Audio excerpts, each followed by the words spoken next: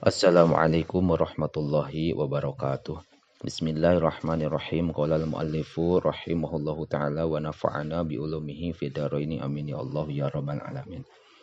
Hakul kabiril ikhwati ari hakna panggedena ti pirang-pirang dulur.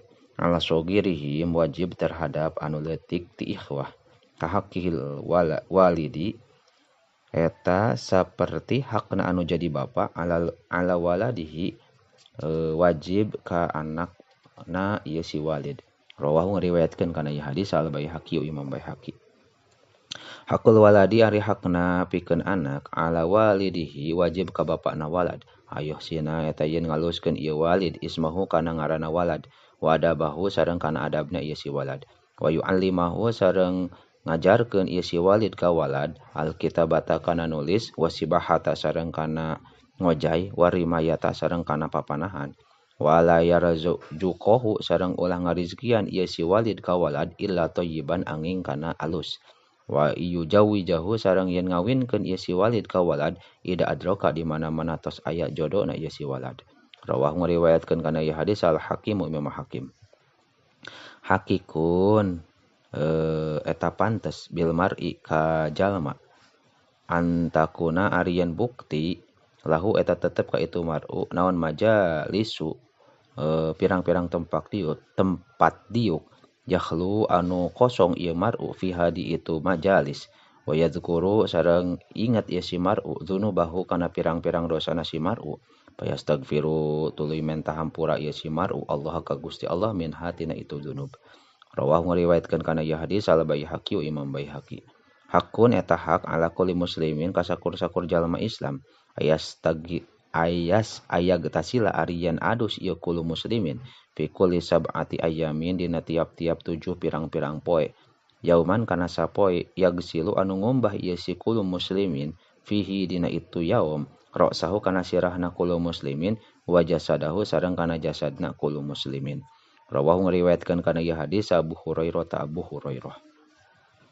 Hamlul aso ari mawa iteuk alamatul mukminin eta cirina jalma mukmin wa sunnatul anbiya'i sareng sunatna pirang-pirang nabi. Rawahu ngariwayatkeun kana ieu hadis sa Adailami Imam Dailami. Husiba dihisab sa rajulun hiji lalaki mimman ti jalma kana anu bukti qablakum eta tetep samemeh anjeun. Palam yujad tuluy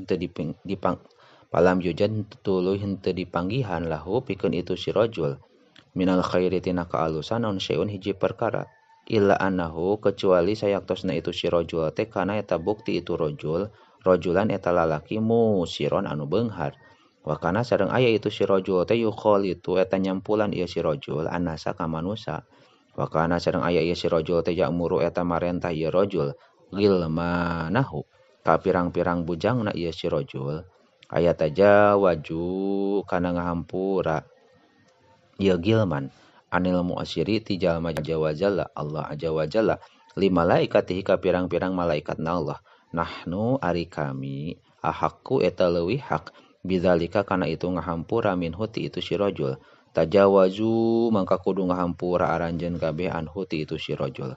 Rawahu ngariwayatkeun kana ieu hadis al Bukhari Imam Bukhari. Haudi ari talaga kami masiratu syahrin eta lalakon jalan sabulaneun. Wajawa yahu jeung ari dua lebarna ieu haudi sawaun eta sarua. Wa ma'uhu sareng ari caina ieu haudi abyadu eta leuwih bodas minal labani tinimang cai susu. Warihuhu sareng ari ambeuna ieu maun atyabu eta leuwih seungit minal miski tinimang miski. Waki zanuhu jeung ari cangkirna ieu haudi kanuju misamai eta cara pirang-pirang bentang nu aya di langit. Man ari saha jalma yasrobu anu nginum eta anu nginum ieu si eman min hatina itu haudi palayad mau mangka moal dahaga ieu si eman abadan dina salawasna. Rawahu ngriwayatkeun kana ieu hadis saha Asy-Syaikhani Bukhari Muslim ani Ibnu Umar katampi ti Ibnu Umar.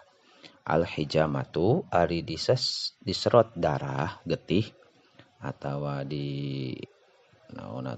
dibekam tanfa'u eta ngamangfaatkeun ieu hijamah mingkul lidain tina sakur-sakur panyakit ala mangka sing inget pah tajimu maka kudu diserot getih aranjeun kabeh.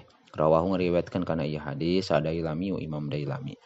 Al hujjaju ari pirang-pirang haji wal umaru sareng pirang-pirang anu umroh wafdullahi eta utusan Allah yu'tihim maparin Allah ka ieu hujjaj ma kana perkara saalu anu menta gitu si hujjaj wa yastajibu sareng nyubadanan Allah lahum ka ieu hujjaj ma kana perkara da'u anu ngadua ieu hujjaj wa yukhlifa sareng ngaganti Allah alaihim ka ieu hujjaj ma kana perkara angfaku anu nganapakohkeun ieu hujjaj adirham kana sadirham alfa alpin dibales jadi 1.000.000 dirham.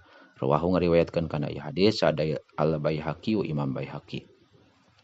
Al hajaru ari al hajarul aswadu ari hajar aswad min hijaratil jannati eta tetep tina batu surga. Wama sareng perkara fil ardi anu tetep di muka bumi minal jannati ti surga ghairuhu lian hajar aswad. Wakana sareng aya ieu hajar aswad teh abyadho eta bodas kalmai saperti cai. Walaula ma jeung lamun teu aya perkara masahu anu keuna itu ma kana hajar min rijsil jahiliyati tegasna tina kokotorna urang jahiliyah ma masahu henteu pati-patinya bakana hajar aswad saha du'ahatin anu ngabogaan panyakit illa bari'a angin cager ieu du'ah. Rawahu ngariwayatkeun kana ieu hadis sa'at Tabrani Imam Tabrani an Ibnu Abbasin katampi ti Ibnu Abbas wallahu a'lamu bissawab.